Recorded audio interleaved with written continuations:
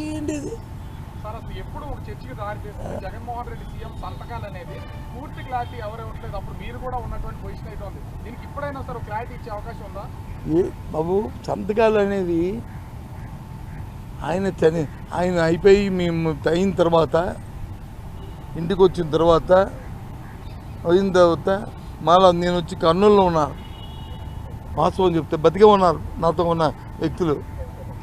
ఒకరు రఘువరెడ్డి గారు, ఇప్పుడు ఈరోజు PCC AICC member, CWC member, పెద్ద ఆయన నా కొలీగు. రెండో ఆయన వచ్చి కన్నా లక్ష్మణ్ గారు. మూడో ఆయన వచ్చి మన ఉన్నారు మంత్రులు, ఇప్పుడు ఆ క్యాబినెట్లో మంత్రులు. వాళ్ళందరూ అడిగి చెప్తారు. వీళ్ళే ముందు అమ్మో జగన్మోహన్ రెడ్డి నేను కాదు, అందులో నేను లేదు, జగన్మోహన్ రెడ్డిని పెట్టాలి ముఖ్యమంత్రి అని చెప్పి ముందు ప్రతిపాదించింది వీళ్ళు.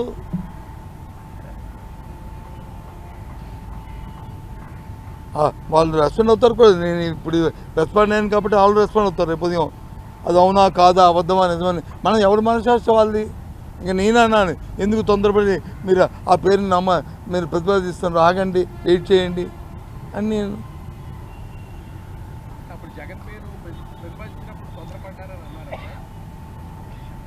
ఎప్పుడు ప్రతిపాదించి ఇప్పుడు మొదటి రోజు నాడు ఫస్ట్ డిస్కషన్, మా డిస్కషన్లో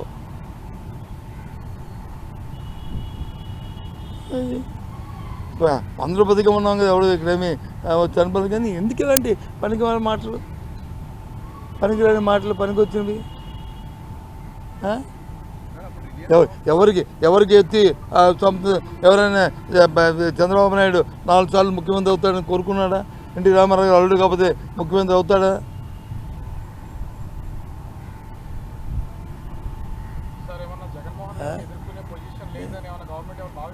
భావించి పెట్టి ఇలాంటివన్నీ తీస్తారు ఇవన్నీ వాస్తవాలు అన్నీ వాస్తవాలు నిజాలు ఇవన్నీ కాదు కదా.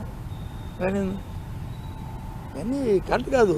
ఎందుకంటే చనిపోయిన వ్యక్తులను వచ్చి రాజకీయాల కోసం, రాజకీయ లబ్ధి కోసం, రాజకీయ కోణంలో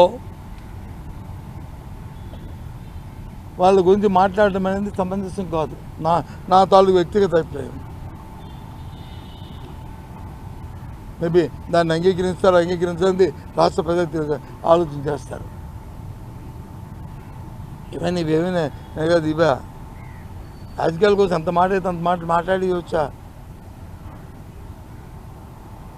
ఏదో ఉపమానం కోసం వచ్చి ఎన్టీ రామారావు వచ్చి చనిపోవడానికి కారణం ఈయన ఎవరో చంద్రబాబు నాయుడు అంటే దేనికి? సైకలాజికల్గా కానీ అతను ఏమైనా కత్తిపెట్టి పుట్టాడు కాదు కదా. అలాగే రాజశేఖర గారు వచ్చి యాక్సిడెంట్ చనిపోయారంటే అది ఆయన అయితే రాజకీయాలు ఉపమానాలు దానికి కావాల్సిన అందరిలో ఉండాలి తప్ప ఈ టైప్ ఆఫ్ డిస్కషన్లు ఇవి ఏంటి? ఎందుకు అసలు మా మామగారు అంటే ఎంత ఇబ్బంది పడిపోయి, ఎంత ఆవేశపడిపోయి, ఎంత లేనిపోయిన వాక్యాలు మాట్లాడుతూ లేనిపోయినన్ని తెస్తూ ఎందుకు అంత ఉలిక్కి పడుతున్నారో చెప్పండి. నాకు అర్థం అవ్వట్లేదు. దానివల్ల ప్రయోజనం లేదు, దానివల్ల ఇబ్బంది లేదు, దానివల్ల నష్టం లేదు. దానివల్ల వైసీపీ పార్టీయే బదనాం అవుతుంది, వైసీపీ పార్టీకే నష్టం అనుకున్నప్పుడు మీకెందుకు బాధ? మీకెందుకు బాధ చెప్పండి? ఎందుకు మంత్రులందరూ గంటకి మరి ప్రెస్ మీట్ పెట్టి ఇష్టం వచ్చినట్టుగా మాట్లాడుతున్నారు? ఎందుకు మాట్లాడుతున్నారు? ఇష్టం వచ్చినట్టుగా చెప్పుకుంటున్నారు చెప్పండి. జరుగుతుంది సార్. కాలం నిర్ణయిస్తుంది, జనం నిర్ణయిస్తారు. మీరు మేలు చేస్తే, మంచి చేస్తే జనం ఆలోచిస్తారు. చేసిన పని చెప్పుకోండి, ఎవడొద్దన్నాడు?